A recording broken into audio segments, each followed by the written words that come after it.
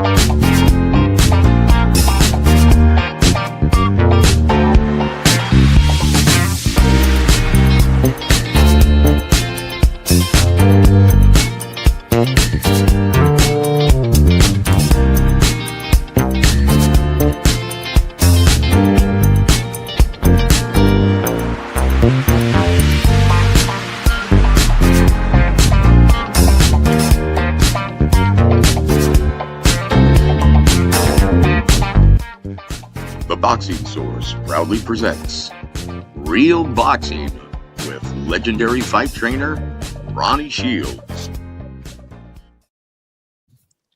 Yeah, that's right. We are back at it here, May 27, 2025. And yes, this is actually the favorite time of the week here, as of course, we got this another episode of Real Boxing with Coach Ronnie Shields. And here he is, the great coach himself, man. What's going on? Woo! Oh, man, same old working. Getting ready for this Friday night in Las Vegas. Man, so we got it. Yep, You flying out tomorrow, Coach? Schedule. Yes. And that's it's funny. Frank Warren thinks he has the heavyweight division cornered. But you've got something to say about that, don't you? Oh, without a doubt. My guy, Josh Edwards. Yep, no doubt that he's definitely going to be out there to, execute and take care of business here this weekend. And of course, I wouldn't be able to do this show without my great co-host himself, Mr. War Week Boxing brother Joseph Hare. What's going on, Joe? Woo! I tell you what, this is a season of abundant blessing. Thank you, Jesus. All glory and honor to you, Almighty Father. Praise to you, Lord Jesus Christ. And that's it. Woo! Yes, for sure, man. So we are, definitely ready to get going and get cracking because we have a number of topics here that we're going to be talking about, and of course, there with the rapid fire Q&A. But first, of course, it's no time for ducking the dodging nobody. It's time for fact or fiction. Woo! Yeah. That's right. Time for fact or fiction here with the coach, man. Are you ready? Let's do it. All right. Yes. Here we go. Number one. Matt of Brunch Boxing is right when he says that Armando Resendiz and Thomas Lamanna are playing the role of jobbers for this upcoming fight card on May 31st. Fact or fiction? Oh, that's a fact, man. Oh.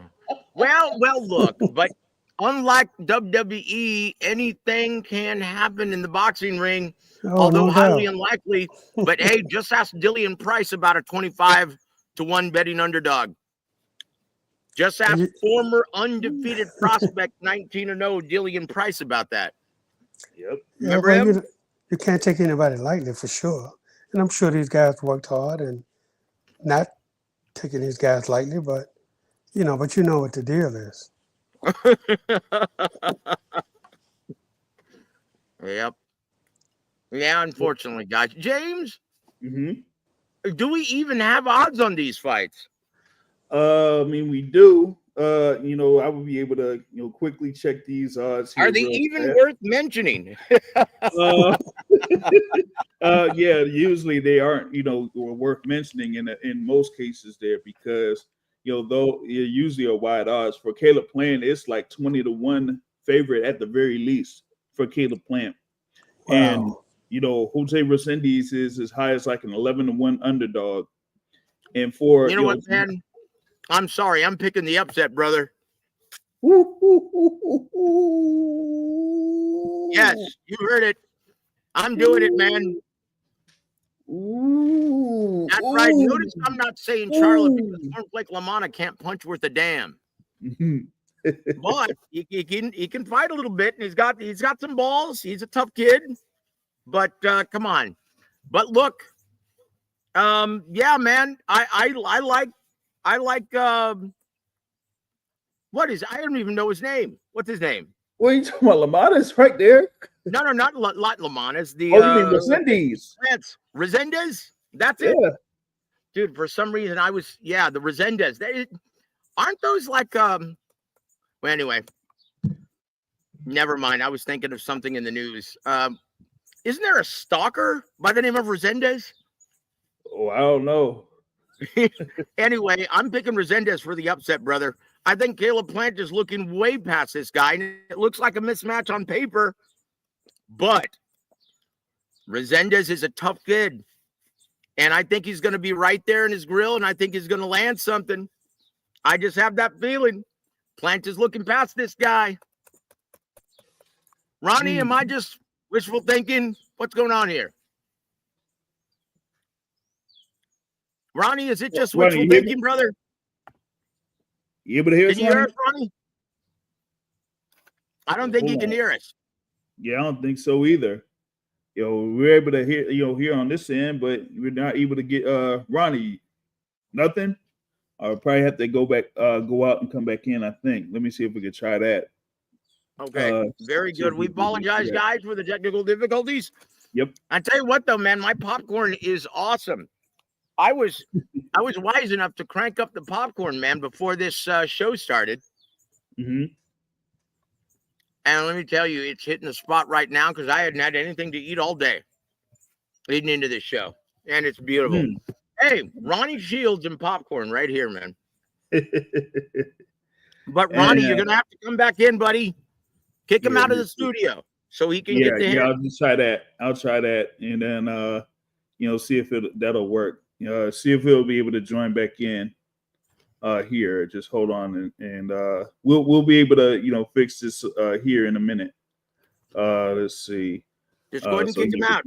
Yeah, so that's what I'm doing here, and then we'll see if he could be able to join back in here in a little bit. But yeah, with these fights, I don't know, that Resendez one, that could be something. I mean, if Resendez, has had a little bit of a pop in his punch there, we see what he did against. Here's a better fact or fiction. Who's gonna have better ticket sales?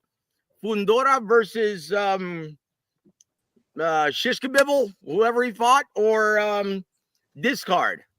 Well, I don't know. Yeah, Coach, you back with us? I'm back. All right. Woo! Here we go. So, Ronnie, fact or fiction bonus. Who's going to have better or worse ticket sales, however you want to characterize it? Fundora versus his last opponent, or this one? Fundora. Oh boy, yeah, that was dreadful, Coach. What happened there? Man, that was Cordell Booker, Fundora, and Cordell Booker.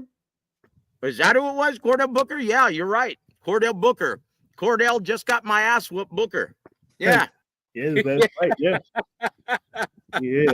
Let me see something. Coach Ronnie, can you hear now? Can you hear us? No, nope. He still can't hear us.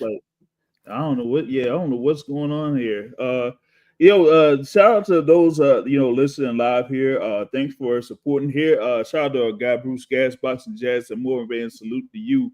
Here looks at as we try to get Coach Ronnie back on here in a moment. But now, that fight between Fundora and Booker was at the same venue there, and I didn't really see that much feedback from. Okay, brother. You know what? While we're waiting on Coach Ronnie, I'm back. Hey, there he is. I don't know what's going on, man. No. It's all right. That's what we do. We fight through adversity, don't we, Coach? Yep. Just for that, No I'm going to introduce a special 90s R&B rapid fire Q&A. First one is right in the comment section. Ultimate 90s R&B group, Boyz II Men or Jodeci?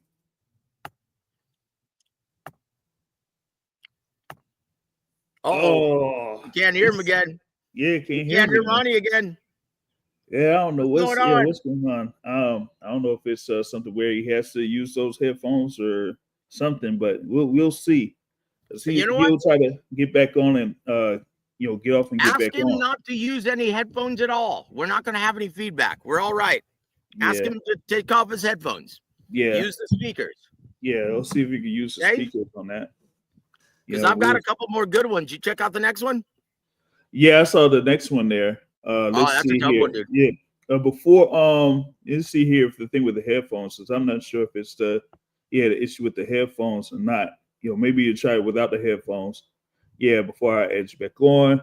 Yeah, so just do a regular speaker. Yes. Yep. Can you hear me? Yeah, let's do it without the headphones. We're good, man. We're good. Oh, they say you still can't hear us. Can you hear me, Coach? Still Okay, I can hear you. I can't hear without the headphone, though. Oh, okay. Well, I tell you what. We're gonna hope for the best, prepare for the worst, but we're hoping for the best. Ronnie, can you hear us? Okay, I can hear you now. Okay, right. Very good. Gotcha. Can Yes. you hear me? Woo! Yep. We can hear you loudly and clearly. Hey, and you look better, Coach, without those things on your ears. Woo! Hey, what? Hey, give him number 2. This is a tough one. All right, here we go with number 2 on a rapid fire here, real quick.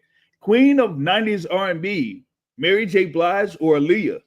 Oh, I'm gonna say Aaliyah. Ooh. Yeah, I know why you're saying Aaliyah, Coach. I know why you're saying Aaliyah. Ooh. I like Aaliyah. Yep. Who doesn't like Aaliyah? Absolutely. Even Iman Khalif likes Aaliyah. Or Aaliyah. Yep. All right. Here we go. The next one on that 90s joint. Here we go. Best breakup anthem. Tony Braxton's Unbreak My Heart or Brandy's Have You Ever? Those are two depressing slit your wrist love songs. Yeah. I'm gonna have to go with a tie on this one. Ooh.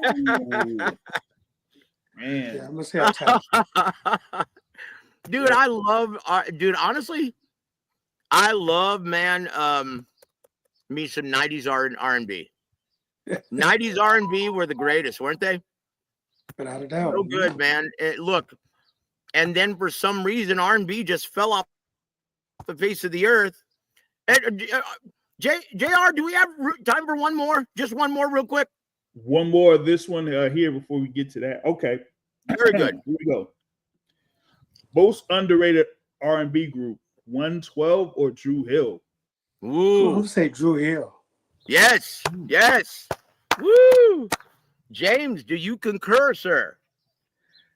Yeah, I mean, I would say so. I think, even though there were a good number of people that, did like Drew Hill, I don't think that they got enough appreciation for, their time, while they were, doing their thing. So, yeah, I can understand that. Like 112, of course, has, a couple of iconic songs, but, outside of that, like, you could pretty much at the time have both of them be at pretty much in the same light. You could view them in the same light. But it's just that with 112 having like a couple of songs that have like stood out, like Drew Hill kind of gets put on the back burner of sorts. See, like, do you remember back in the 90s, Coach, when there were still big dance clubs, nightclubs? Oh yeah. Dude, what happened to those? There are no more ever. Oh. Like, dude, we don't have any. What happened to all of them? As the rap group Goody Mob said, they don't dance no more. No, they don't. That's a damn shame. Hey man, do you remember Emmanuel whenever he used to try to rip the dance floor? Do you remember Emmanuel trying to dance? You know what was reminded me of? He always tried to sneak in some James Brown with the shuffle. Do you remember that? Yeah. Dude, Emmanuel, you couldn't tell him that he wasn't smooth with the ladies. Oh no, you couldn't tell him nothing. Oh, guys, the late great Emmanuel Stewart. He was something else, man. Yes, I gotta get to this next one because this one is a tough one. All right. Uh-oh. Go to dance floor hit. Montel Jordan's "This Is How We Do It" or Belle Biv DeVoe's "Poison." Ooh. Oh my God. Ooh, but I'm gonna have to go with Bear DeVoe on this one. Yes. Yes. Yeah, that's Ronnie's a on fire. real tough. Yeah, that was a real Ronnie's tough batting one. 1,000 right now, brother. That was a real tough one. So glad you answered, because I would have been like, that's a toss up for me. That's a toss up. You know. So yeah, those are a good set of rapid fire Q&As there, real quick here. We'll get back to the thing here for fact or fiction, and we're gonna start it off with number 2. Here we go. Yoeli Hernandez could be a serious contender in the middleweight division with an emphatic knockout over Kyron Davis. Fact or fiction? Oh, that's a fact. Boy, Coach, talk about how good this kid from Cuba is. He's really good. He came down and helped us when David Morrell fought Benavides. He was one of the sparring partners we had, and this kid is really good. I mean, you know, and I don't know why he's the B side in this fight. I don't know why, but he shouldn't be, and you're going to see why on Saturday night. Wow. Guys, tune in for Coach Ronnie's fighter and the very talented Yoeli Hernandez. He might be, outside of David Morrell, he might be the most athletically gifted fighter in boxing. And I'm not joking, Coach. No, he's really good. He's really good. Yeah, I really like it. Go ahead, Ronnie. I'm sorry. No, I said I really like this kid. He's really good. Trains hard, always, in the gym. He's part of Canelo a lot, So he's getting that experience from everywhere, and they're doing it a smart way. And I really expect just good things out of this kid. Yeah, I mean, I was able to, catch him on that February 1st card in Las Vegas where he fought Angel Ruiz, and that one he just overwhelmed Ruiz in that one. It was just bad all around there before they stopped it within 5 rounds. So Hernandez is definitely rising up those ranks there at 160 pounds, and is kind of like a couple steps before being able to challenge for a world title there at 160 at this point. No doubt. Yep, for sure, man. So definitely looking forward to that as part of the fight card there. May 31st, that's going to be on Amazon Prime Video. It's not going to be on pay-per-view, folks. It'll be on Amazon Prime Video. So definitely looking forward to that. Can I ask you something? Can I ask you something, James and Ronnie both? All right. Why is MJ Agmadalia fighting on Friday in Guadalajara, Mexico? Does that probably make any courtesy sense of Edward Hearn. Oh, wait a minute. That's an Eddie Hearn card, isn't it? Okay, now it makes perfect sense. Okay. He doesn't know what the hell he's doing outside of the UK market.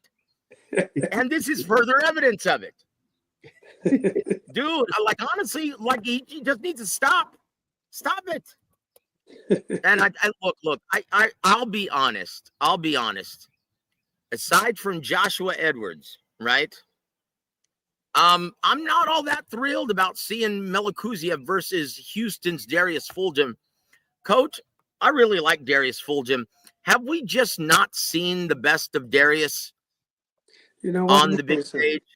No, Darius is a really good fighter, man. It's all about opportunity, and I think with this fight here on Friday night when you fight Beck, it's going to be a good fight because they both really have the same style. Because my guy, David Stevens, lost a close decision to Beck in his last fight. And Beck, he's this guy that, he just know how to come forward. But Darius also, trust me, this is going to be like a knock'em sock'em robot. But I picked Darius by knockout. I love it. This could be a great fight, man. I'm telling you. This could be a really good fight. Guys, but once again, be on the lookout on that same card this Friday. Joshua Edwards against the dreaded TBA. Coach, do you know who you're going to be fighting, or does it even matter? No, I know the guy. His name is RB Abraham, something like that. But the guy's he's got 2 wins, 1 loss. But he's a big guy. He walks around. Wait. What did you say his name was, Coach? I have to look it up. I Did think you say it's Harvey you got gonna get Alex your ass Rose. whooped? Is that what you said? Oh, yo, he no wait, he fought last month over here. He's Over 2 in and 1. Philly. He's 2 and 1. Yeah, 2-1. Yeah, he fought It's like Isaiah Branch 286 over pounds. here. Yeah, I was at that fight. Yeah, it's like 286 pounds. Big guy. Yeah, Yeah, big guy. yeah. Wow. Yeah, the South Carolina. He's gonna Yep. put a crater in the ring when he gets his ass whooped. Is that what you're saying? Absolutely. Guys, Absolutely. tune in this Friday on the Golden Boy card Yep. on the zone. It's gonna be can't miss tune into that. TV, guys. Yep. So that's definitely one I'll look forward to there with Josh Edwards against Alexander Rhodes. Part of that fight card over Yeah, in Alexander Las Rhodes, Vegas. Yeah. Yep. Alexander So- Rhodes. So Big I'm boy. yeah, man. Yeah, so I saw him in action here, and I'm like, oh goodness, man. But he kind of, he went through the 6th rounder that we had, here last month. But yeah, here, Josh should be able to just outpoint him and get a stoppage. I think that's the case coming up there, man. All right, so let's see here. We're gonna get ready for number 3 here on Fact or Fiction. Here we go. Keyshawn Davis shouldn't worry too much about the comments of Shakur Stevenson because he has a real challenge ahead of him June 7th against Edwin De Los Santos. Fact or fiction? Well, that's a fact. He got to concentrate on Dos Santos. He can't worry about what Shakur is talking about. Him and Shakur are not going to have a fight probably. Anyway, so what's the difference, But, he should think about De Los Santos because that's what's in front of you right now. And, you can't underestimate this guy. This guy may be in for a great night. And you underestimate this guy, you get beat in your hometown. It's not going to look good. So, but I think Keyshawn, man, he's a really good fighter. I don't think he underestimates anybody. And I think, he loves to talk. So that's okay because he takes care of business. And I've seen him in good fights and, and I think he's going to be ready. And I really don't believe he's going to underestimate Edwin De Los Santos.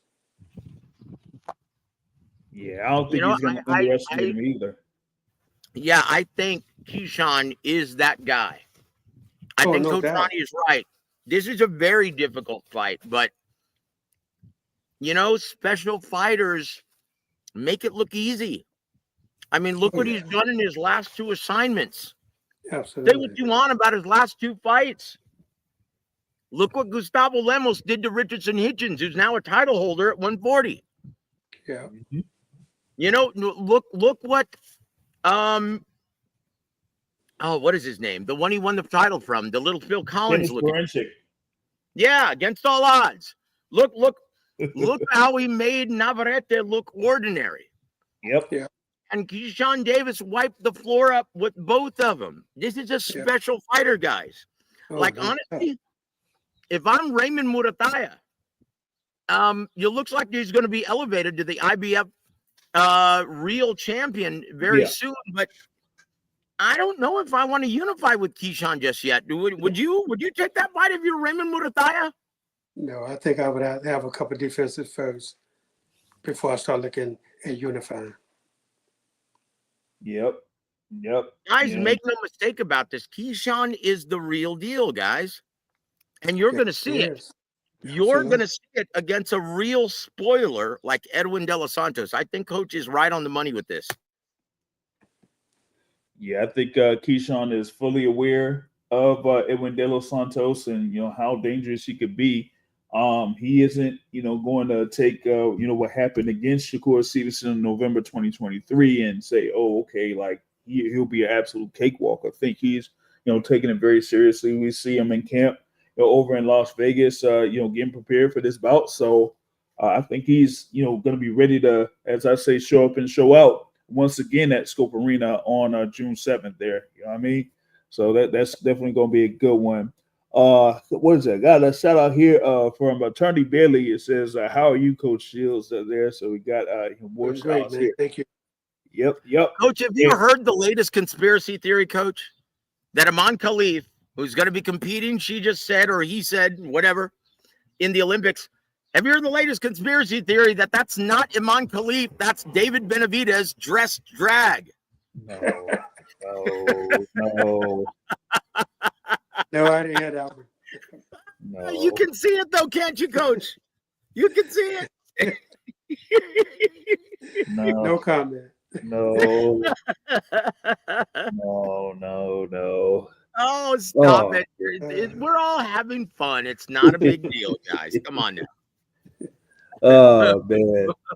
Oh goodness. Dude, come on, JR. If you're being honest with yourself, you can totally see the resemblance. Nothing, man. Come on. This is not a big deal. Very, very simple. Oh man. All right. Come on so now. what is it? We got what was that? 3 down. And no, we had like an impromptu there, but hey, we'll just do a reintroduction. It's time for the Boxing Source Rapid Fire Q&A. All right, so yeah, we're back with it. We're back with it. Even in the tri-state area. A musically themed rapid fire Q&A. That's what we're gonna keep going with. So here we go. Ultimate slow jam. Luther Vandross's Here and Now or Anita Baker's Sweet Love. Oh, geez. Oh, I gotta go with my man Luther, man. All right. Go with Luther. Right. Here we go. You can't mess with Luther there on that one, man. Can't mess with that one. Luther. Absolutely. You know what I mean? All right, here we go. Wait a minute, though. Oh. Anita Baker? Sweet Love? Come on now. That was good, but not better than now. Oh, ching. Wow, Coach. I don't know, man. That's a tough one, Coach. I don't know about that one, Coach. Yeah, Sweet Love was really good. Yeah. But Here and Now. Yeah, come on. Speaks volumes, Joe. Oh, jeez. Well, I'm sorry. Is this another Jody Watley? I think it might be another Jody Watley on my part, guys. My apologies. Look, I'm sorry. Anyway, I'm sorry. Yeah. As you were, keep going, JR. Right. My apologies. Real quick with Attorney Billy says it was in your gym at Savannah and Houston where you trained Evander Holyfield. Great atmosphere there on that. You know, so yeah, the late great Billy Savannah. Yeah. And shout out to Z Pacino in the building checking in. All right, here we go. What's going to be the next one? Wait a minute, Z Pacino. What is that? Hey, how do you know that this diamond was a Fugazi? Pacino, I love it. All right, here we go. Next one up. Go-to dance groove. Shaka Khan's Ain't Nobody or Cameo's Word Up. Hey, dude. Word up, this baby. Is tough. Word up. Cameo. Was it tough for Coach Ronnie? That's a tough one also, but you know what? I think Ronnie has the beat. Here. Yeah, word up, man. Cameo's Word Up is a winner. Yep. Dude, that entire album is straight fire, man. Yeah. Let's see. All right, here we go with this next one. Most iconic R&B group: Earth, Wind and Fire or the Gap Band? Oh, Earth, Wind and Fire, man. They still going strong. Yes. Yeah. And Coach, one of the greatest bands you'll ever see live. Oh, and I saw them a few times live. Yep. Absolutely. And it sounds almost like your stereo just cranked up. Yeah. And it's amazing. They replicate the songs almost exactly like you hear it on the radio. Oh, they do. They're so good, man. And every song that they play live is a hit. Everything, everyone. That's absolutely. Yes, indeed. Oh, I love it. Can you think of a more? Can you think of a better R&B funk band than Earth, Wind and Fire, brother? James, only my favorite. I know you would probably say Kool and the Gang, right? No. Oh, Frankie Power of Power. Oh, Maze. Yes. Yep. My guy, Frankie Beverly, man. That was my guy. Really? Frankie Beverly better than Brothers Johnson? Oh, my God. Yes, indeed. Yeah. Yes, indeed. Hey, man. Oh, I tell you what, man. I used to Boy, hang the out good with Frankie old Bello. 70s. Frankie Bello was Yep. a big boxing fan. Really? Yeah, I used to hang out with Frankie, man. No. Wow, dude, that's Yeah. amazing. Because Al Hammond used to put them on, and he promoted them a lot. Mm. So when Vernon Forrest fought Shane Mosley, the first time in Indiana, Frankie came. He did a concert the night before, and we all went to the concert, of course. And then Frankie came to the fight and hung out with us in the dressing room, man. And Wow. it was just so nice. Then in Vegas a few times, he was in Vegas with us a few times. I mean, it was really nice. Man, he could sing his ass off, Coach. Yes, he could. Yes, he God could. rest his soul. God rest his soul. He just Indeed. passed away last year. Yep. Let's see. Here we go with this next one here on this musically themed rapid fire Q&A. All right. Smoothest duet. Peebo Bryson and Roberta Flack's Tonight I Celebrate My Love, or Lionel Richie and Diana Ross's Endless Love. Oh my God. Gotta go with Lionel and Diana Ross, man. I gotta go with Endless Love. Peebo is my boy. Lionel Richie and Diana Ross. Endless Love was it. Wow. Absolutely. Oh my God. Yeah, I would have to go with Lionel Richie and Diana Ross on that one too. How about you, Joe?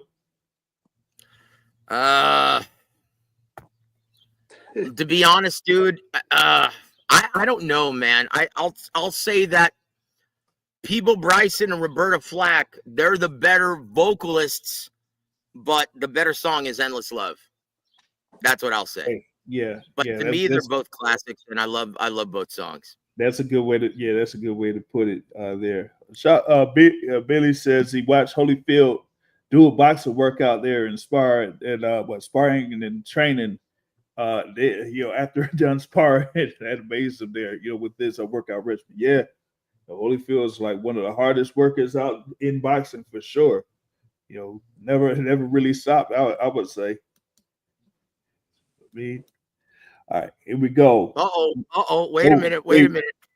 I got an impromptu one, brother. Here we go. All right. Since we're staying on music, I just thought of this. How do you like this, brother? Let's see. All right. Hold up. Greater 90s R&B flex anthem. My Way by Usher or Pony by Genuine. Oh, Usher all the way, man. Usher all the way. Dude, I love both of those. Those are two. I love both of them too. Great songs, dude. I love Genuine, but Usher, man. Oh, those are two great songs, dude. Yeah. Geez. Okay, this is it. Last impromptu. And look, I'm gonna get my comeback for the Jody Watley snub. Yes, I haven't forgotten about that, Coach Ronnie. Here we go. Last one, impromptu, brother. We're staying with music. All right. Late night mood setter. Sade or Janet Jackson during the Velvet Rope era. Yes. Sade all the way. Oh, come on, Coach. Come on, Joe, you knew better than that. Joe. Come on, man. You know better than that one. You know what, dude? I've been hurt. Ronnie, I've been hurt before, brother, but maybe never this badly. Thank you very much for that. Oh, no. Sade, man. Oh, gee, I thought I had it, man.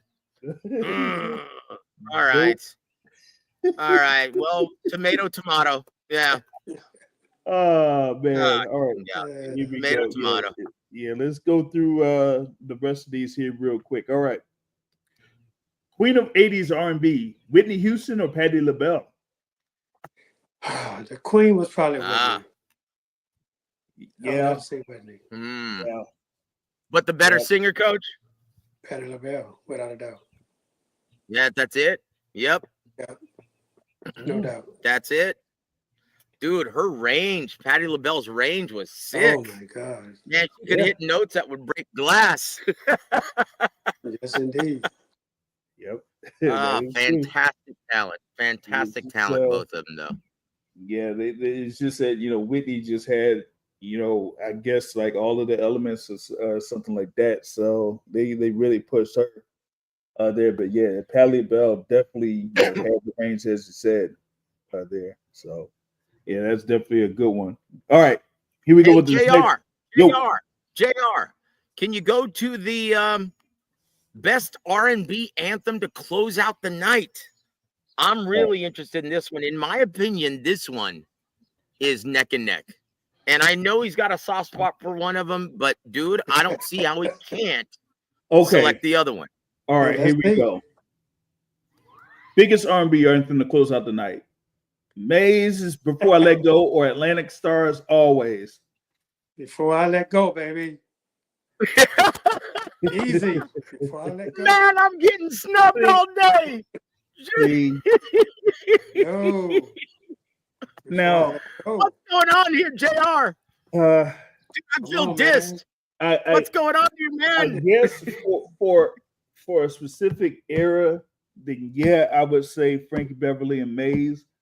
But recently they don't use it to close out the night. They pretty much put it like in the middle of events and stuff like that. And so I mean, I like Atlantic Star Always. I like it.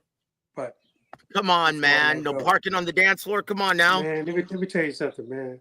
When you play Before I Let Go, everybody stands up for that. Yep. Everybody. Yep. No. Frankie used to didn't have to sing because the crowd was singing for him. Come on, man. You can't beat that. All right. We're going to do a deep dive, a 70s R&B one. We'll see how good Coach is. Yeah, man. I can't believe I got slighted again. Later on down the line. All right, here we go with more of the rapid fire Q&A. Best roller rink anthem. Evelyn Champagne King's Love Come Down or Mary Jane Girls All Night Long? Come on. I'm about to say Evelyn Champagne King, Love Come Down. Oh, you're snubbing Rick James now. I didn't really skate a lot, but I had friends that did, and I used to go all the time. But yeah, I know why you went, King's Coach. Love Come Down. That was I know why you went, Coach, and it wasn't for the Frito pie, brother. That's right. That's right. Oh man. Well, I don't like to skate, guys, but I'll go along anyway. Yeah, hold on, I wonder why. I gotta ask this one. Here that we just added in. All right, here we go. Funkier baseline. Flashlight by Parliament or Slide by Slave? Ooh, I gotta go with Slide by Slaves. Ooh. Which one, Coach? Jam, man. Slide by Slave. Ooh. See, that was they was jamming, man. Oh man. Yeah, that definitely was a very good one there on that front. Hold on, let me see, make sure Joe's still on here connected with us. I think he kind of cut off there a little bit. But you still with us, Joe? You guys hear me now? Yeah. Yep. Yep, we do. Can you guys hear me okay now? Yeah.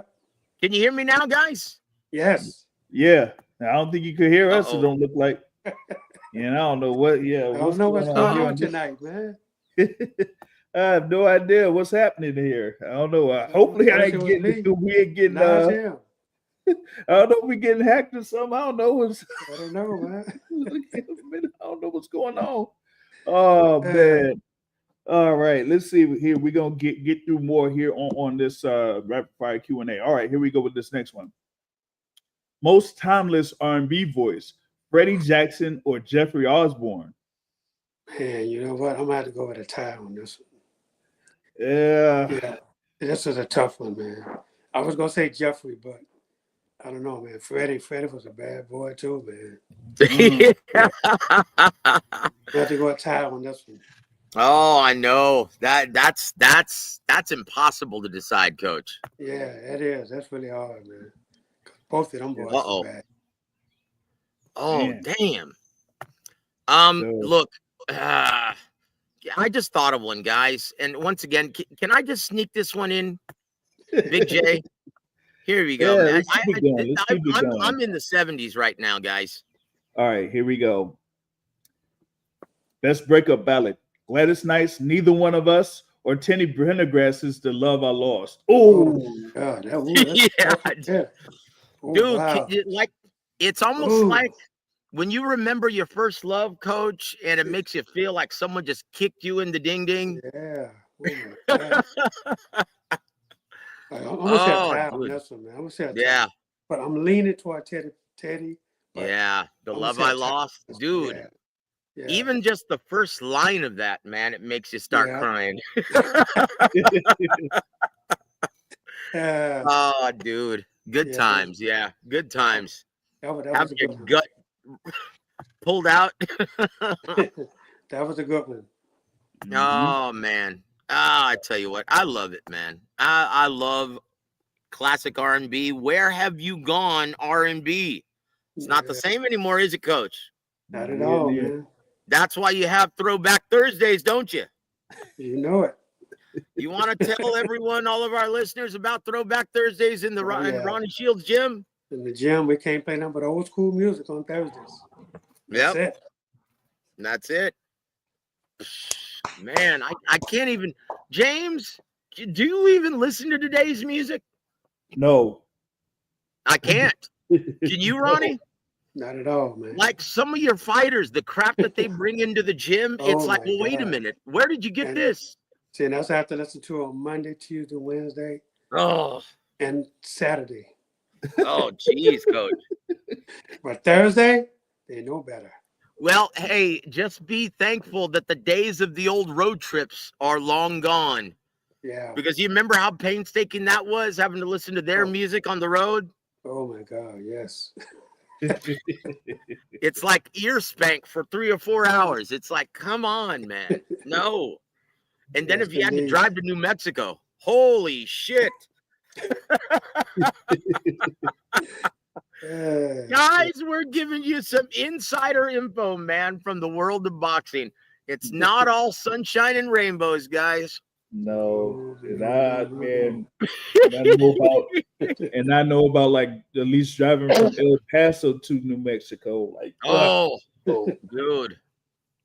Yeah, it's painstaking at times, guys. Painstaking. Okay, I know you didn't go roller skating very much, but you were still there at the skate ranch. Oh, I Don't was lie. there. Yeah, I know. So I'm gonna give you this one, Coach. Last impromptu one, brother. all right, Okay, let's do this one. Ultimate Roller Skate Jam: Boogie Nights by Heatwave or Boogie Oogie Oogie by A Taste of Honey. Ooh, I'm gonna say Boogie Nights by Heatwave. Yes. Yeah. Yes. Woo! Yeah. Heatwave was the bomb, man. Yeah, Well, they had it all. Oh yeah, But- Heatwave. Everybody danced to Heatwave. Yep. Hated to Heatwave. That was the one. Yeah, for That's sure. it. That's it. I tell you what, Coach, we're 45 minutes through your show. We're talking more about music, and I love it. I'll be honest, I love this. This is awesome. Woo! Yeah, James, we got a telling few you, more. man, this is my favorite hour to 90 minutes of the week.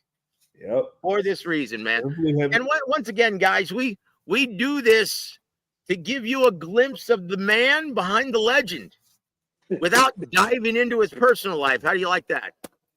Woo! Here you go. There you go. All right. Let's see how much we got more here. All right. Yeah, we got a few. All right, here we go. Most underrated R&B gem from the 80s: Loose Ends, Hanging on the String, or the SOS Band's geez. Tell Me If You This is Still a deep Care. dive, man. Ooh, That's a deep dive. yeah. I'm gonna have to go with SOS on this one now. Oh, Tell Me If You that's Still my Care. vote. That's my vote. By far, that's my vote. I don't know, Yeah. man. Look. Loose You know, Ends was good. I'm not even going to say it anymore. I'm not even going to say my opinion anymore. Apparently, it doesn't matter. Yeah. Okay. SOS Band Here's one. Yeah. And once again, I'm sorry, James. And I know you've got an agenda, but it's the madness within Joseph Heron's brain. Okay, so I just added one to the comment section, homie. All right, let's see if we could roll with this one here. All right. Better Family Soul Act: The Jackson 5 or the Silvers? You remember the Oh. Silvers, Coach? I remember the Silvers. I do. But I got to go with the Jackson 5 on this one. Oh, There you go. jeez. Oh, dude. Oh, yeah. Everybody knows the Silvers, but Jackson 5 was just more popular. Dude, Man. I used to love that album, The Silvers, man. That first album they had, I loved it. That was awesome, dude. I was, I'm not even going to say my age, but man, I was young. Dude, that's amazing. Ah, that's amazing. All right. Let's see what we got here. All right, next one up. Essential Synth Groove.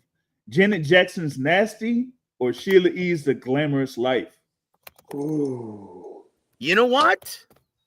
But, Dude, that is a great one, man. no, this is a really good one. This is hard, man. But I think Janet Jackson ekes it out. Oh, are you Nasty. sure, Coach? Oh, yeah. I think Janet See, Jackson. here's another Jody Watley snub, man, because I was sure he would pick Glamorous Life, man. I thought he Damn. would too. I Wow. love Sheila E., man. That I whole like album Sheila E is too. amazing. No, I love her. But I think if you had a majority, they would go with Nasty by Janet Jackson. You know what? That whole album is just amazing. One of the greatest albums of the 80s. Mhm. Yeah. All right. Let's see if we got this one for the next one. All right, here we go with the next one. Best use of a drum machine. Rock Steady by the Whispers or Let It Whip by Daz Band? Uh-oh. Oh! I got to go with the Daz Band. Oh, yes. Whip. Yes. And it was I obvious love they were Rock using a Steady. drum machine. Come Rock on Steady. now. I love Rocksteady, but Let It Whip. Let It Whip. Woo! All right. So yeah, here we go. Let's see what we got for this next one. All right, here it is. Most iconic 80s R&B fashion staples: sequin blazers or leather gloves? Oh man. Oh, I think it was the Blazers, man. Yep, I remember that. Yeah, In fact, I think I still have one, brother. I might have one in the closet. That's what I'm saying. Sorry, leather gloves. Yeah. Oh, I just man. came up with another one, dude. Come on now. We gotta. Come on now. Let's see if we can go with this next one here. Hold on. Let's do this one. All right. Best crossover R&B hit: I Want to Dance with Somebody or Sexual Healing? Oh, Sexual Healing, man. Oh yeah. Sexual Healing. Absolutely. All right, brother. All right. Let's see here. All right. Let's see what this next one is. All right. Funk Meets Romance thing. Earth, Wind and Fire's Reasons or the Isley Brothers Between the Sheets? No, man. Nobody gonna beat out the Reasons, bro. Reasons. I see people cry over the Reasons. Oh my gosh, man. Yeah. It's hard to go against Earth, Wind and Fire, man. Oh yeah, it's hard. Yeah. And you can still listen to that today and have tears come out your. Yep. All right, here we go with we got like a few more here on this one. Here we go. Late Night Love Song: Anita Baker's Rapture or Luther's So Amazing? I gotta go with Luther on this one. No. Anita, but Luther. Man, what do you have against the great Anita Baker, brother? Oh, I ain't got nothing to do. The competition. She's up against. Dude, Yeah. that's the biggest, honestly, right there is the biggest snub since the Grammys snub Prince for Lionel Richie in 1983. Yeah. That's all I'm going to say. He came out with Purple Rain and they snubbed him with All Night Long. Come on now. Oh, man. Come on now. This is no You know, Coach, that was travesty, brother, and you remember when that happened. So amazing. That was a total snub. Now think about that. Would you give All Night Long the Grammy or Prince's Purple Rain? Come on now. You remember when that happened? Oh my gosh. Dude. You know what? Guys, I think I'm gonna go home now, man. Oh man. Let's see. All right. Let's see what I got here on the last one. Let's see if we got this for the last one here. Best R&B album of the decade: Controlled by Janet Jackson or Give Me the Night by George Benson? Oh, I got to go with my boy George Benson on this. George Benson. Yes. Oh, yeah. Just give me the night. Oh, I love that whole album. It's so good, Coach. No doubt. Yeah, I think Coach has the beat on this one for once. No, I'm just jiving. That's what makes these so tough. There are no wrong answers, guys. Oh man, hey, unless you're voting against Sade, yeah. That's right. Can't vote against man, I should have known better. I should have learned the first time, dude. Yeah, come on, man. I could have seen that. Go get Sade. That one. Oh man. All right, that was a great session there of the Boxing Source Rapid Fire Q&A. Woo! There we go. All right, here we got a few more on the fact or fictions, but before that, we wanted to get Attorney Bailey's question on here. He says that he knows that Coach Ronnie here trained Sweet Pea. He wanted to ask, what was it like training him, and any memorable training story involving Pernell Whitaker? Oh man, I got so many stories, man. If I get started, I won't be able to stop. But I tell you, man, training Pernell Whitaker, man, it was amazing. I never thought I could get close to a fighter like I did with Pernell Whitaker. We really hit it off well, and there's nothing you could teach Pernell Whitaker. He already knew everything. And the great Georgia Benton taught him a lot also with, how to beat guys up totally. But with his style and with his just the way he handled everything inside of that ring. I mean, man, it was like art. When you watch him, you're just being awe, man, on some of the moves that this dude had. And, like I said, training him, I used to do pads with him a lot. And, we worked on a lot of different things, man, but it was like he teaching me, not me teaching him. That's amazing, that's Coach. The way he was, man. It was unbelievable, man. And, it was crazy. But, I seen him, do things in the ring, man, that I didn't think was possible. With the moves. That's amazing. And all you got to go back and look at when he fought Julio Cesar Chavez in San Antonio. I was there. I was there as a fan. He put on a show that night, and he came out with a draw. And even the Mexican fans booed that. So he won that fight. I know me and my pops booed, Coach. I know there's a lot of people that booed. It was so funny, man. When we walked out of the ring, walking into the ring, he had so many boos. But when he left, everybody was screaming and shouting Pernell Whitaker's name. So he knew that. And this is why we started training in San Antonio, because of that. He said, man, these people love me. So I'm coming back, I'm going to train here. And we did. We trained at Joe Souza Gym, and the great Joe Souza.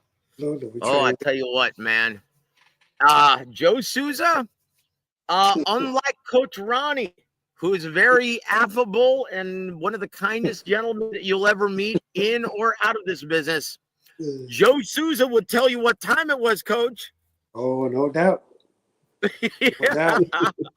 He'll take them teeth out and shout at you.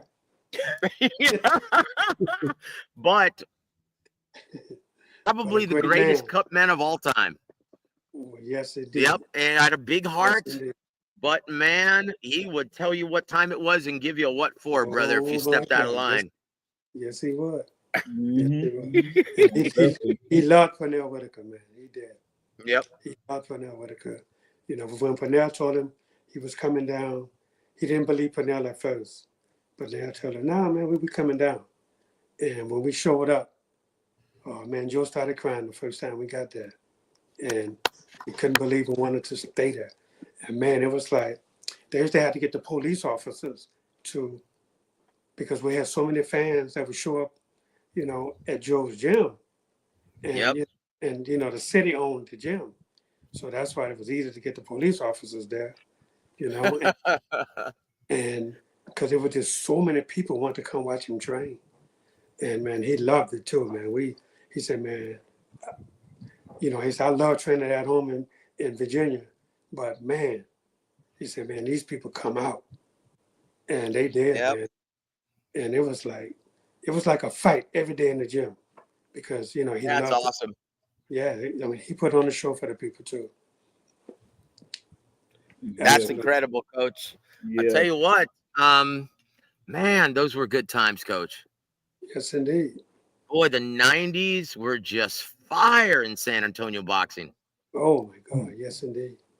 Oh, man. Well, you talk about geez, it's like, you talk gosh, about man. those stories, and that's like me when I was coming up at like what I would say 94, 95, 96, and you know, kind of like viewing him as, you know, one of the top pound for pound fighters in the sport, you know, alongside Roy Jones Jr. at the time. But he was like, you know, my favorite fighter around that era coming up. And of course, you know, I watched that showing that he gave against Oscar De La Hoya. And I was like, to this day, I felt like he won that fight and basically Oh, schooled De La Hoya. I thought like De La Hoya looked like a rookie or like a baby or like baby legs, you know what I mean? Because he man, really like let me tell you a quick story, right? right. So Oscar came down to Virginia, and uh, this was when he was first turning pro. He did the same thing that Floyd Mayweather did, right? They went to look, you know, for different a promotional company had to promote them. Top Rank was one, Main Events was the other, and of course they went to other promotional people's gyms to see if they would fit their, you know, whatever. So Floyd came, and then Oscar came, and Oscar fought with Pernell back then. Wow. And Oscar couldn't touch him. Yep. He couldn't touch him. And then later on, you know, years go by, but then they fight. And it was the same thing. Oscar couldn't touch him. Couldn't touch him. Swinging. Couldn't touch him. Yep. He was swinging, but he couldn't touch him. Yeah. Oh, poor Oscar, man. Tell you what, man, Oscar was a hard worker back then. He was a gym rat. That like he busted his tail in the gym, man. But Floyd, I mean, aside from maybe Sweepy, can you think of anyone in boxing during your vast, impressive tenure, Coach, that has had better reflexes than Floyd Jr.? No, except for Pernell Whitaker. That's Whitaker, it. That's it. Floyd was flawless, man. But Pernell Coach Whitaker, at 30 or 35. Yeah, at 30 and 35, Floyd was untouchable, man. Oh, without a doubt. Floyd was good. He was. Yeah, so who's the best? Who's the greatest of all time, according to Ronnie Shields? Roberto Duran, Floyd Jr., or Sweet Pea Whitaker? Sweet Pea Whitaker all day long. Man, at 35, it's hard to argue with that. You could even throw in Sugar Shane Mosley into that. You could, and it's hard to argue. Oh, that's that's a great four right there for 135. Oh, yeah. Jeez, because at that time, Shane was pound for pound at that time. Yeah. Yep. Boy, at 35, man, he was speed, power. He had it all. Yeah. But yeah, man, it's hard to imagine him actually hitting a prime Floyd or a prime Sweet Pea Whitaker at 35. Yeah. But then Shane had the hand speed. Shane probably had faster hands than all of them at that time at 135. Mm-hmm. Yeah. I would say Shane. Gosh, he was a monster at 35, Coach. Yes, he was. Yeah. He was. I mean, he was a monster at 47 too. Yeah. Yeah, until he ran into my guy, Vernon Forrest. Yep. We got a question here on the chat here. It says, shout out to Z Pacino here. It says, hey, he needs all these legendary stories, coach. You got a book or a documentary I can check out? No, man, I'm sorry, man. Hey, anytime you need the Ghost Rider, coach, come on, we're your guys. Come on now. Hey, Anytime yeah, you're ready see, to we pull got the trigger on that, a we're your request. guys. We got a request here, man. Will you Yeah, ever I write a know. book or do a documentary? Let's do both. Let's do both. Woo! Yeah, see if we can push for it, man. Shout out to my guy L Dub Boxing in the building, man. What's good with you? And from a previous thing that G Pacino posted, he said, had to listen from the beginning. That Cordell Booker and David Benavidez show got me dying. Oh man. See, Joe. Hey, man. Hey, I just call it like I see it, brother. I don't know what you're talking about. Oh God. All right. Hey, All right, here we go. I just thought of this one, brother. Oh man. Oh, we gotta yeah, let's do this here before we get back to the fact of fiction there. All right. Best make you feel something valid. SWV's weak or escapes who can I run to? Oh, I gotta go. Who can I run to by Escape? Escape, man. That was Oh gosh, man. The 90s were straight fire, man. I love the 90s, brother. No doubt. All right, last one from the 90s, brother. Here we go. Ready? All right. And no more going against Sade. I learned my lesson the hard way. There we go. Here we go. There it is, my friend. There it is. All right. R&B meets hip hop. TLC's No Scrubs or Destiny's Child Bugaboo? Oh, I gotta go with No Scrubs, man. You're not a fan of Destiny's Child's Bugaboo? No. Well, that was a swing and a miss from me, man. My apologies, coach. TLC, baby. TLC, No Scrubs. That would have been a swing and a miss, definitely for me. I don't like either one of them songs. All right. All right. Swing and a miss. Swing and a miss. All right, here we go with Fact or Fiction. All right, here we go with the meat and potatoes here. Number 4. Right. The losses by Josh Taylor and Jose Carlos Ramirez this month signal that their time period of being among the top fighters in the sport is definitely over. Fact or fiction? That's a fact. You know, you got to understand, man. Look, nobody stays on top forever. You know, fights, every fight you have, you get older. And depends how you come out of that fight. You know, if you take some punishment, you know, but even with the training, you know, you take punishment in the gym and, you know, your body, man, you know, your body is going to allow you to do what it's going to let it do. But your body only allows you to do so much for so long. And, you know, with the hard training that it takes to be at the top in the sport, it wears you down. And so, you know, these guys are getting older too, man. It's not like these are young kids, you know. And with all the years of fighting, man, you know, sometimes it catches up to you. But you have to know your body. You have to know when it's time to say, look, I'm not going to take this punishment no more. Trust me, I know, I did. And I knew when to quit, though. I know when it was over. When all the injuries start, man, and, you know, and then it takes so long to heal up. Your body is telling you, hey, man, take me somewhere else. Do something else with me. Don't do this to me no more. And you have to listen to your body. Yeah, it's very important. Hey, Coach, there's a rumor going around the boxing business. Can I just sneak this one on, brother? There's a rumor going on that Moses Itama is going to fight Otto Wallin next. Have you heard that? Haven't heard that. James, have you heard that, brother?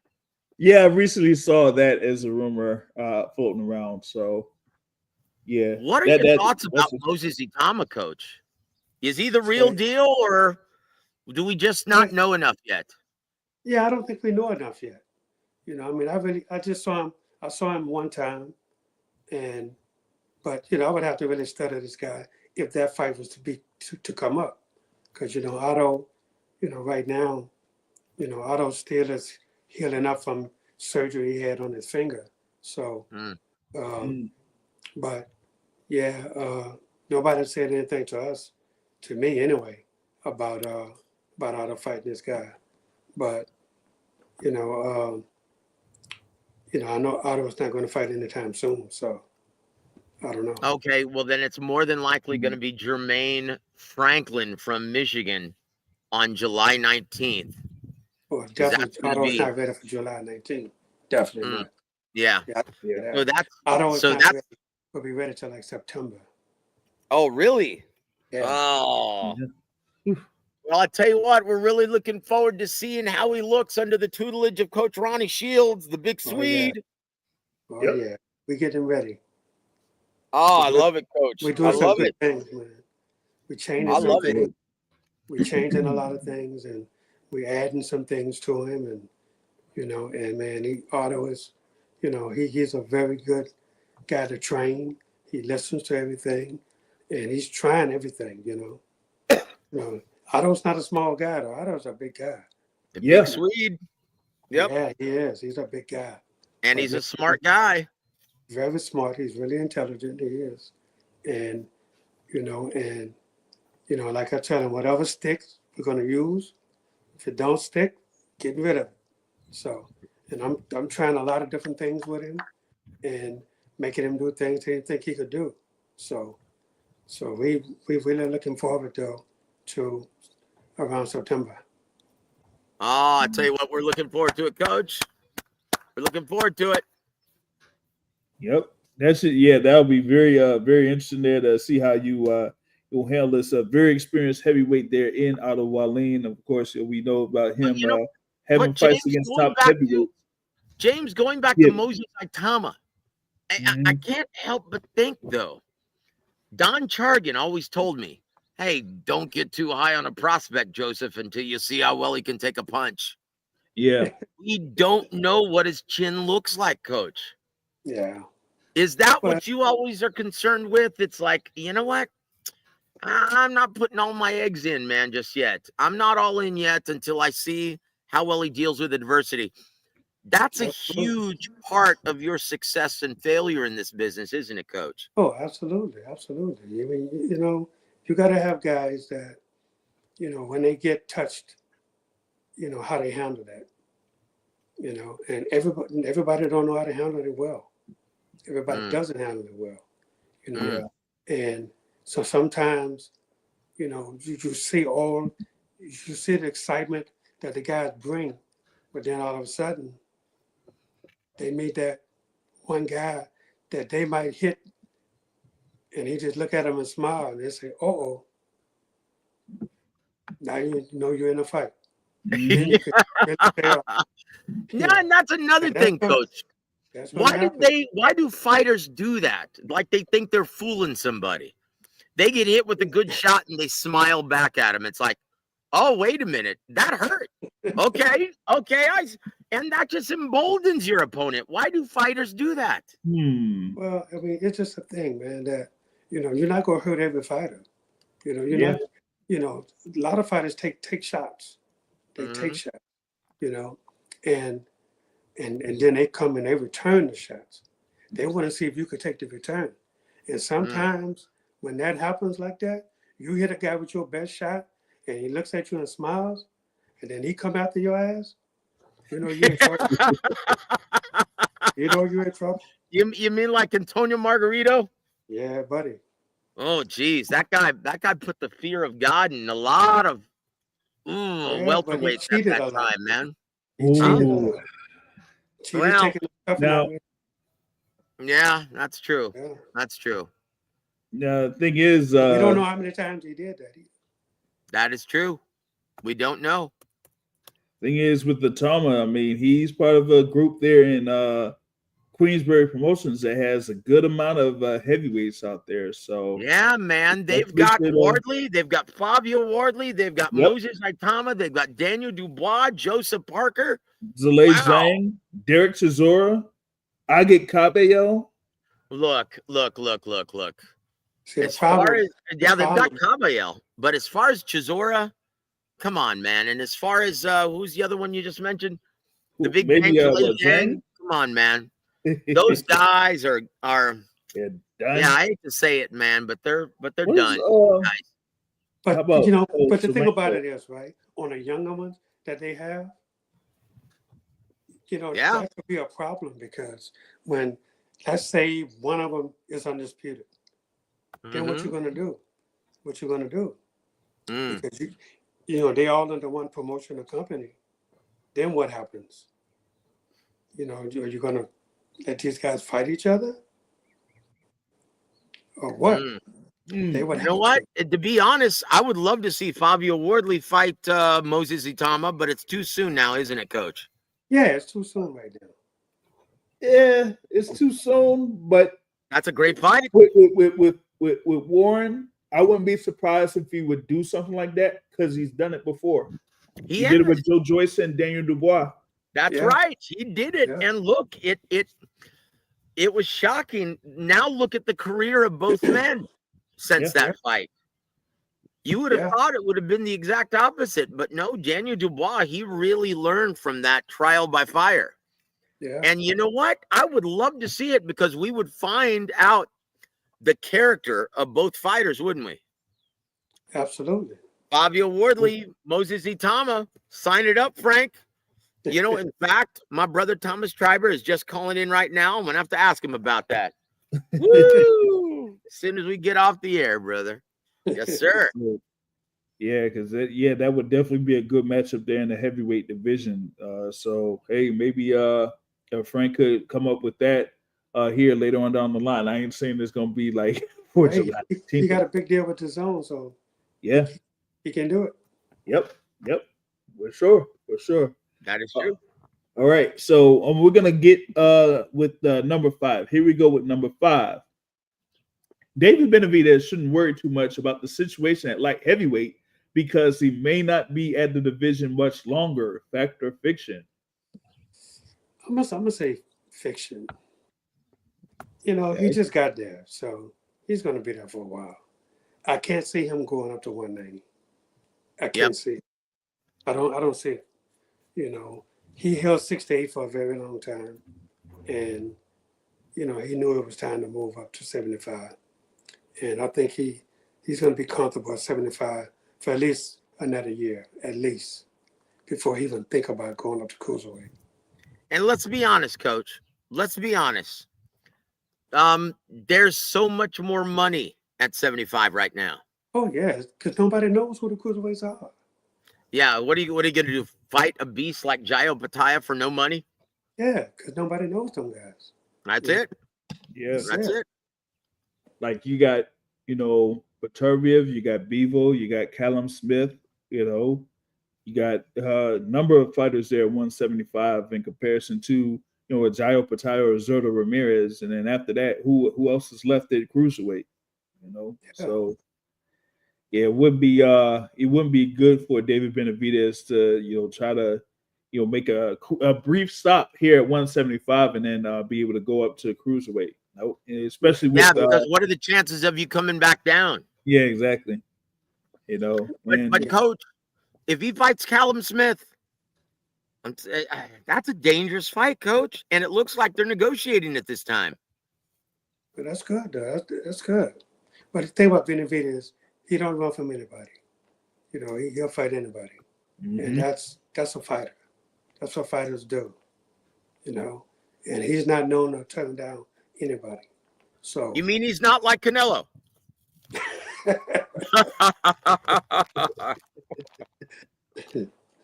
Oh boy. Yeah. Well, I guess Canelo says, I'm at this point where I could pick and fight whoever I want. I got he deserves that, I guess. But yeah, he's still we still wanted to see that fight between him and David Benavidez, and we ain't gonna get that particular. Last one from the 70s, JR. Let's see what we got. All right, Q&A. Grown folks' favorite: Me and Mrs. Jones, or If You Don't Know Me by Now. Me and Mrs. Jones. Yeah, I think that one would have been an easy pick. Man, I think that's an easy pick. My father used to play that song so much, he whopped the record. My sister used to do that. She used to warp all of our records. Oh man! And dude, yeah, man, the good old days. I used to love the crackle of the vinyl. That's probably the first song I knew all the words to.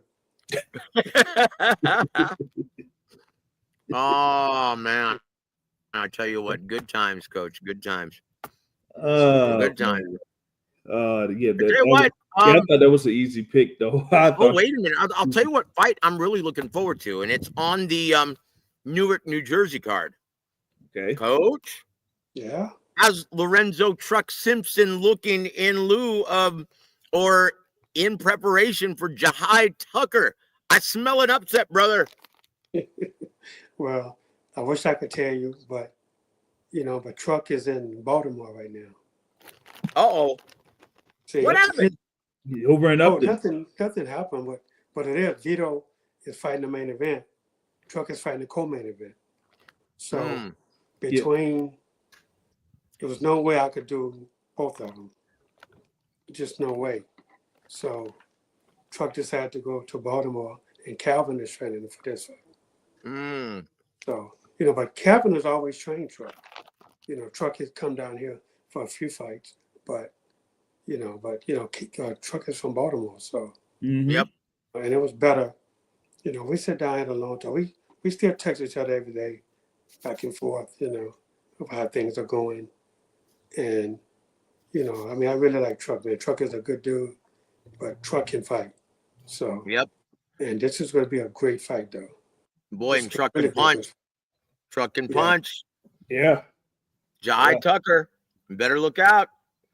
It's going to be a great fight because, Jahai trains here in Houston. Ooh. Yeah, and I know with Tucker that, with him under Top Rank, they kind of like have put him in a few, tough challenges over in his recent few fights there, so, but he's going to be, there to, really do some work. But Truck, as you said, he really can crack. And I really like both fighters in that sense. And you just said it. They've been in some tough matchups. Yeah. But they're not afraid to let their stones hang in the center of the ring and to prove their toughness.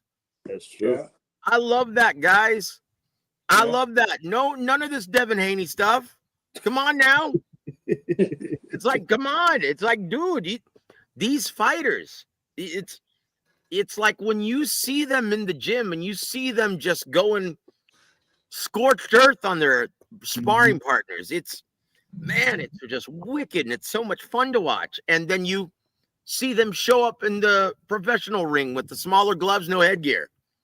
They keep everything close to the vest. No, Truck and Jahai don't have that problem, do they, Coach? Not at all. Not at all. Both of them are a credit to the sport, as well as the main eventer, Vito Milnecki Jr. How's brother Vito doing? Oh man, Vito's doing great, man. We having some great sparring sessions. We got like 5 sparring partners, man. We're doing it up. Really getting ready for this. So who's giving it to the sparring partners more fervently, Vito Jr. or Senior? Actually, Senior's not here. He's not there? No, Senior's not here. Wow, that's a shocker. No, not really. Vito was, he's like 22 years old now, so he's letting Vito be a man. So he came for a few days about a month ago, and I think he's coming next week for a couple of days. But other than that, no, he's letting Vito do it. Mm. I'll Absolutely. tell you what, I can't wait. I can't wait. I can't wait to see it. Guys, don't miss this one. That is a great card on June 21st, and it's my dad's Yes. birthday. God rest your soul, All Pops. right. Love you, brother. My dad's birthday, June 21st. Can't wait to All right. see it. That is a great card. And Coach, are my eyes deceiving me? Brandon Lee is on that card? Yep. I didn't see the lineup. I just knew about Truck and Vito. Brandon Lee? What happened to Brandon Lee? As I remember several years ago, there was a rumor about you training him. Yeah, they called me up. They called me up about training him, and I welcomed them. I said, yeah, okay. And all of a sudden, nothing. I never heard back. I tell you what, I'm really, and he's an 8-rounder. I'm like, wow, yeah, I want to see what Brandon Lee has at 140. He's still Yeah, he's still there. Yeah. 140. Yeah, he's been in 140 amazing. for a minute. You know, That is a monster card, though, guys. Yeah, That is a monster card. There's what, about 15 bouts on it, Coach? Or James? yeah, it looks like it. Jeez. Yeah. Let's see what 2, 3, 4, Yeah, I tell you what, 6, though, guys. 8, I'm not all that excited, though. And it really pisses me off about Diego Pacheco. Christian Mbili is taking on Magic Selesky on June 27th. I see. Yeah. Magic. Yep, the Magic Man, Magic Selesky. I know Magic. Mm-hmm. You used Oh, to train holy him, didn't you, Coach? He used to be in the gym with us. I Yeah. never Oh, trained okay. him, but he was in the gym with us because I had Thomas Adamak and a few others from Poland. Uh-huh. So I remember yeah. the good old days, man. And so look, Magic's a good dude, but what are his chances against Christian Mbili, Coach? Lemon none. Oh boy. And then here's one of my favorite names in boxing. And in the co-main event, Eric Bazinian versus Stephen Butler. Yep. Bazinian. Bazinian. You almost want to say Gesundheit. Yeah, What did you say? that's for sure. Oh, wait a minute. He said on the chat there with Brandon Lee, he says if Brandon Lee is fighting some 5'5" dude. Yeah, I looked it up and I'm like, wait, Elias Araujo, I guess is the name there. Argentinian is 5'5" at 5'5". Oh my goodness. Wow. Well, look, he's an inch taller than Gervonta Davis. Well, I mean, that's how I look at it. Wait a minute, Coach. We would be remiss if we didn't get your thoughts on this. And we knew this was coming. We heard it through the grapevine, but now it looks like it's, going to be official for November, an exhibition. Mighty Mouse, Gervonta Davis is going to be taking on Jake Paul at cruiser at 190. Coach, say it ain't so. I hope it ain't so. Now, can you say you've got one foot out the door without saying you've got 1 foot out the door? Oh, I got both feet out the door. I mean, come on, man. Why would they do this? I mean, I don't understand it. I mean, what commission will allow this anyway? Jake Paul is too big, number one. Tank is too small, number two. Why?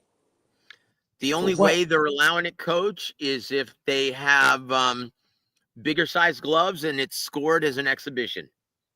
But it don't make sense. Exactly. It doesn't make sense. Yeah, I don't like it. I think given the people in the business, I think that they had to talk about it, and how like they would have projections for events and stuff like that. So I guess they would project it. An event like that would kind of generate a whole lot of interest, not just within the sport, but outside of the sport of No, boxing is probably why it's they're considered. not thinking about a whole lot of interest. They're thinking about Yeah, a whole lot of money. yeah, That's what they're That's yeah. it. thinking about. That's pretty And much they're it. using the That's it. sport of boxing to do that. And all that's going to do is turn people off to say, what the hell is going on? This don't even make sense. You know, I mean, look, if you go do an exhibition or whatever you call it, do it with somebody your size. It doesn't make sense. And for what? To prove, Coach, what are they proving? is it going to look like Ivan Drago versus Rocky Balboa? Without a doubt. Like, But it don't make sense, but it yeah, doesn't make sense. To prove what? Yeah. I could see if they say, you know what? Every dime is going to charity. Then you know what? I'm 100% on board. But you know what? They gonna take the money and put it in their own pocket.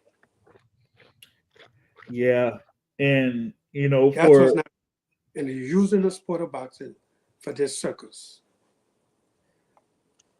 Woo. yeah, I really hope. Like, I know that they're talking about it for November. I really hope that it doesn't go through. But given in hindsight of what I saw after being there at the fight March 1st, and Tank talking about someone being in the locker room after the fight, I'm like, yeah, they pretty much like proposed that as a potential fight for Tank Davis, and I'm like, I don't like it one bit.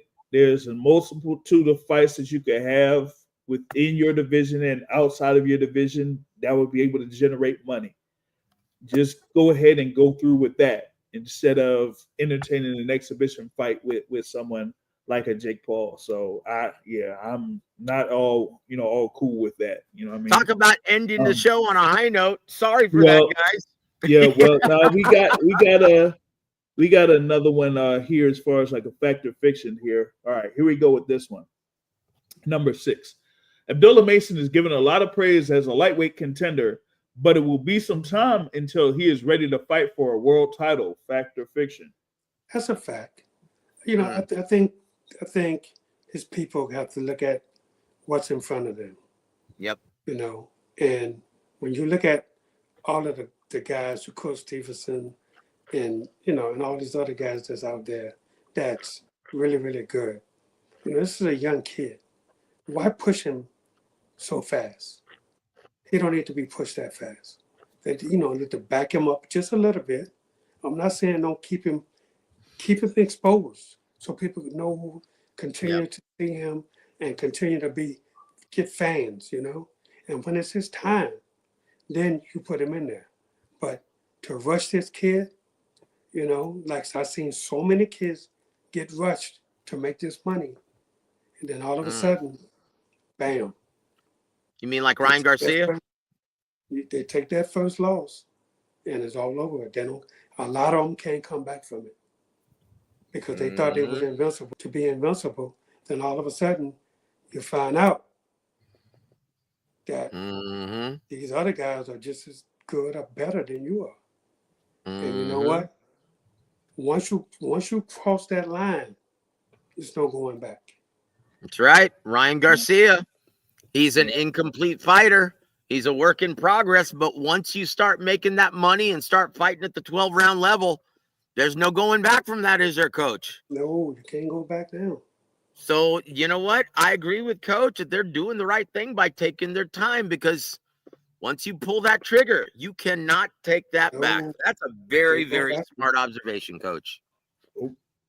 And yep, that's the thing. They got their things planned here for Abdullah Mason, and he's had 5 fights last year, and he's already had 2 fights this year. About to have another one, and they're planning on 2 more.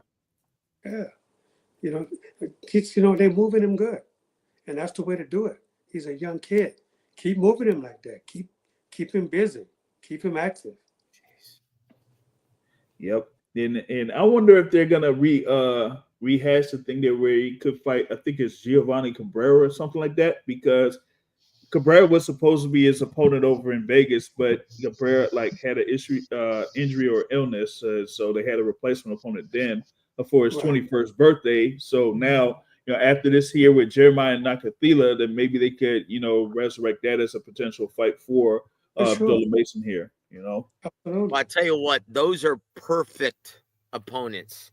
And honestly, I think we're going to see the character of Abdullah Mason, because Nakatila is no joke. He can punch. Mm-hmm. Very crafty counterpuncher, always in shape. I think this is going to be a real fight, Coach. What say you? Absolutely, he will. And and then that's the test. But what they doing, they testing him to see that he has what it takes. But that's good. He's young, testing. That's good to test him. But don't throw him to the wolves. Speaking of test, Coach, what say you about the matchmaking of Floyd Schofield Jr. versus Tevin Farmer coming up on the Jake Paul card? You know what? A couple of people have called me about that fight. And, I haven't seen Tevin fight in a while, so I can't say what Tevin brings to the table. I don't know. He brings a lot of experience, I know that much. But as far as Schofield, I don't know. Every time I turn around, he got somebody new training him. So I don't know. Jeez, and that's never a good thing, is it, Coach? Absolutely. You can't grow. You can't learn anything by going from this person to that person to that person. It just don't work that way. You gotta be guided under one person, one or two people that's together, and they teaching you basically the same thing. And you don't grow unless you do that. But you go from this one to that one to that one to that one to that one. And then all of a sudden, you're confused because you don't know what to do. Not good. Not good. Yeah, he's bouncing around different coaches like Devin Haney. Yeah. Uh-oh. Jeez. The carousel of trainers. Yeah. Like I said, it's not a good thing because it is what it is the saying go on Drumline, one band, one sound. That's it. He definitely isn't doing that. And you can't get yourself to know who you are as a fighter if you keep, rotating with trainers and all that type of stuff, because you're learning different things and you don't know what you're comfortable with or what you are not comfortable with or anything like that, because you constantly change. That's it. Wait a minute. Go ahead, Coach. I'm sorry. No, the thing is, not every trainer teaches the same. Mm-hmm. So you have to, get comfortable with it. Then all of a sudden you start getting comfortable, then all of a sudden you go into somebody else. What sense does that make? It doesn't make sense. It doesn't make any sense. You have to be guided, under somebody that you can grow with. The thing about boxing is you got to grow, but you grow together. You can't start growing with somebody, then all of a sudden they're not there the next one, and then you start separating. Yep. Hence Anthony Joshua over the last 4 years. Yeah. Hey, guys. Trainers. Never a good idea. The round robin of trainers is not a good idea, guys. Nope, not at all. Did we ever do the Funky Family Act for Coach? Let me see. I don't think we did. It's right there in the comments. Yeah, here we go. Just real quick. Funky Family Act, the Jacksons or the Barge? The Barge. Oh. And we mean funky as in not so good of a term. Wait a minute. Weren't they both family at one point in time? Wasn't that Janet's first husband? I think so. Oh shit. I didn't even make that connection at the time. Wow. And there it is. Coach says DeBarge, and he's not wrong. He's not wrong unless you include LaToya. I don't know, Coach.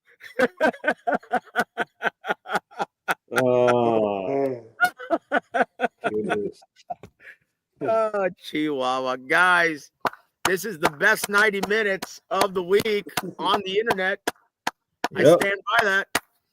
Yep, most definitely, of course, and wouldn't be able to do it with the legendary trainer himself, Coach Ronnie Shields, giving us his Woo! insight on these topics and who he prefers in fact or fiction, as long as Jody mention Watley, what this baby. Sunday. Jody Watley. Yes. Sade. You know, Yeah. oh man. So hey, like I said, I mean, hey, this is what you can expect every single Tuesday here on the Boxing Source YouTube channel. And of course, we Woo! definitely wouldn't be able to do it with my great co-host, brother Joseph Heron. Man, you got any more things here for us, Joe? Look. I'm just going to put this one back up because it deserves a second look. Uh-oh. Coach, please reconsider. Uh-oh. Right. Yep. Please reconsider. Low jam, Luther Vandross is here and now, or Anita Baker, Sweet Love. Oh, Come on man. now, Coach. Can't change. Gotta stay the same. Can't change. No, don't say it. Don't say it. Oh, Chihuahua. Okay. Better debut album in the 90s. Last one, guys. Absolute last one, because Coach has to go, and we're already on 97 minutes. But guys, time flies when you're having fun. Yeah, I need to get your opinion on this one, Coach. All right. Better That's debut the debut album. album. Lauryn Hill's The Miseducation or Usher's self-titled debut? Oh, I'll say Usher's self-titled debut. Really? Yeah. Not The Miseducation of Lauryn Hill? No. Oh, brother. Sorry, Joseph. Damn, I'm batting like 100 today. Shoot. Yeah. Better luck next time. We'll see. I'll be ready next week. All right. Oh man. I'll be ready next week, brother. For sure. But no, Definitely two legendary 90s R&B albums, and they're both their debuts. And it just, I will say this, I was shocked that Lauryn Hill didn't have a bigger, longer, more illustrious career after that. Boy, because she just swept at the Grammys. It was amazing. Yeah. And everyone had that album. Could you think of one person who didn't have the Lauryn Hill's debut album? Nope. When she left the Fugees? Yep. Everyone had that album. I know James had that album. He probably still listens to it. Oh no, I will still listen to it. No.